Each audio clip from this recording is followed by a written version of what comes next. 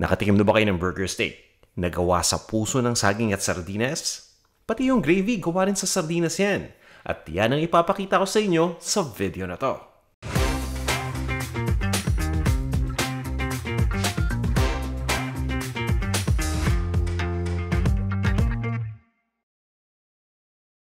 Bago ako mag-umpisa guys, request lang ha. Baka pwede naman pakishare tong video na to. Pakihit lang yung share button sa ilalim ha. O tara, umpisa na natin. Meron ako ditong puso ng saging. Hinihiwa ko lang yan sa 4 na piraso. Tinatanggal ko yung dulo. May matigas na part pa yan sa loob. So ito yan. Next, ito na. Kailangan lang natin itong i-mince. So, ganito ibig ko sabihin. I-chop muna natin siya, no? Sa slice muna natin. I-chop na natin, di ba? So, papadaanin natin ulit yung kutsilyo. Paulit-ulit sana hanggang sa maging pino na itong puso ng saging. Ganda na exercise to. So, yan. Ililipat ko lang to sa bowl. Aasinan lang natin to. Tanggalin lang natin dito yung dakta. Kaya yan, imamash ko lang muna. But don't worry guys, dahil mamaya naman, pipigaan natin to para yung alat naman matanggal. So, pabayaan lang muna natin dito ng kahit mga 10 minutes, okay na. After 10 minutes, babalikan ko to. Tapos ituloy natin yung proseso. For now, i-prepare muna natin yung sardinas. Ang gamit ko dito, 3 maliliit na lata. Itong sardinas, tatanggalan ko lang muna to ng sauce. Kumbaga yung isda nandito pa sa loob, ha? O yan, okay na muna to for now. Makalipas ang 10 minutes, eto na. Dadagdag lang ako ng tubig dyan.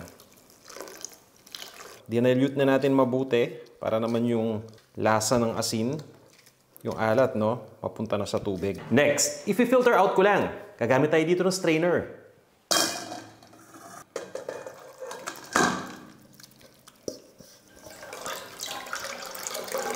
Pigaan mo lang na mabuti, katulad niyan. Hindi pong parang gigil na gigil ka. Itatabi na natin itong pinagpigaan. Balik tayo ngayon dito sa kaninang bowl na gamit natin. Tapos lagyan mo na ng sardinas. Uy, ang lalaki ah. Tapos yung pampalasa natin. So meron muna tayo ditong onion powder, garlic powder, ground black pepper, salt, itlog. Yari ka. Potato masher, para mas mabilis. Ayan, oh. O yan, okay na to. Itutuloy ko na. Harina or all-purpose flour. Huwag niyong lalahatin, ha. Dahan-dahan lang muna, unti-unti. Kailangan lang kasi nating maging firm yung texture nitong mixture natin. Ayaw natin dito yung tipong mamasa-masa. Eto, oh, nakita ninyo? Okay na to. Saktong-sakto na. Kaya ako naka-guantes dahil dito ko siya kailangan. So ayan, ihulma muna natin ng pabilog. Then dahan-dahan lang na i-flatten para maging patty. So yan. Nasa sa inyo kung gaano kalapad yung gusto nyong patty at kung gaano kalaki ha. Ilalagay ko lang muna yan dito sa ating lalagyan.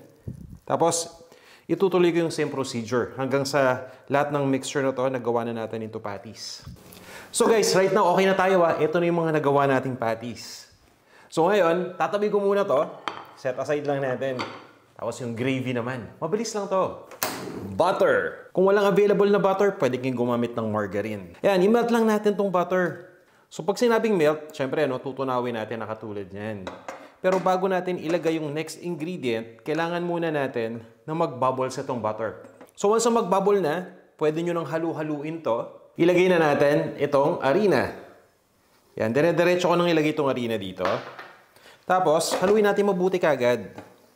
So, mapapansin niyo mabubuo yung lumps dito. No? Kumbaga, makikita nyo parang nagbubuo-buo yan. So, okay lang. Walang problema. Importante, halo lang tayo ng halo. Yun talaga expectation natin yung mamuo. So, guys, check ninyo, di ba? So, yan yung sinasabi ko sa inyo. Medyo namumuo-muo siya ngayon, pero okay lang. So, once na maging ganyan na, kunin nyo na itong sauce ng sardinas. Ayan yung tomato sauce ng sardinas, ha. Haluin nyo lang. Mapapansin niyo, unti-unting lalapot yan.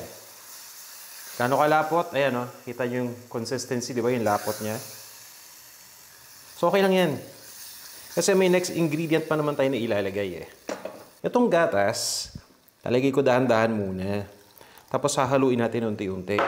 Kaya itong gravy natin, mas nagiging creamy rin, eh. Ang ginagawa natin dito ay hinahanap lang natin yung saktong consistency ng gravy. So, nasa sa inyo yan kung gaano kalapot ninyo gustong maging yung gravy ninyo. And kung wala kayong gatas na available, pwedeng gumamit kayo ng tubig lang. Pinta at asin.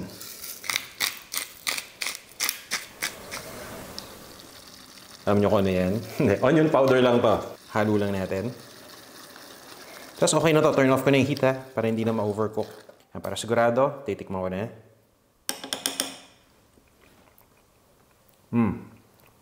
Ayos. Sakto na. So itatabi ko muna to, and then bago ko itabi, tatakpan ko muna, ha, para at least warm pa rin. Tapos lutuin na natin ngayon yung ating burger patties. Mantika. Since isda naman to, magre-reuse na lang tayo ng mantika. So ayan, ha, konting mantika lang muna. Huwag niyong damihan masyado kasi baka manilamsik, eh. Yan, tapos, idiretso na natin dito para maprito. So, yan. Tapos, dito ko na lang uli aayusin yung forma. Tapos, ituloy lang natin yung pagprito dito. Hanggang sa maging golden brown na yung ilalim. Ito, naka-medium heat lang tayo. Huwag kayong mag-high heat para naman hindi kagad tumasunog. So, ngayon naman, i-check na natin, ha. Di natin kasi malalaman to kung luto na hanggang hindi natin siya ni-check. So, yan. Pabaliktarin ko lang muna yung isang peraso nito. So, nakita ninyo, okay na.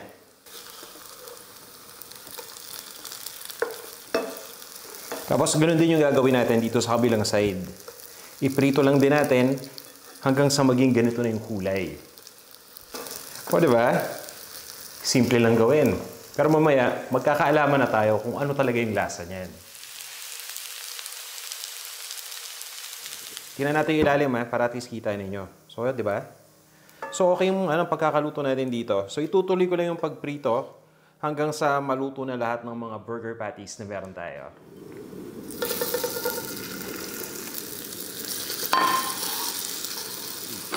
So guys, at this point, okay na tayo. Na-ready na rin, no?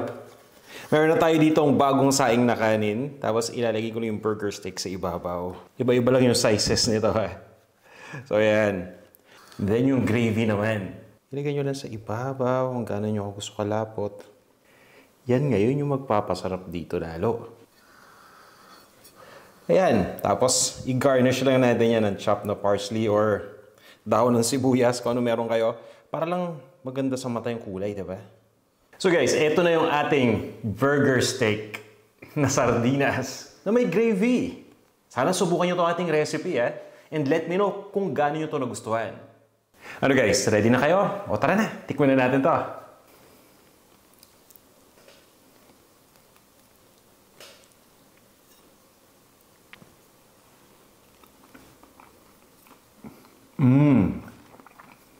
Panalo to, ah. Malasang malasa yung patty, tapos yung kanyang gravy, wow. Rich, creamy.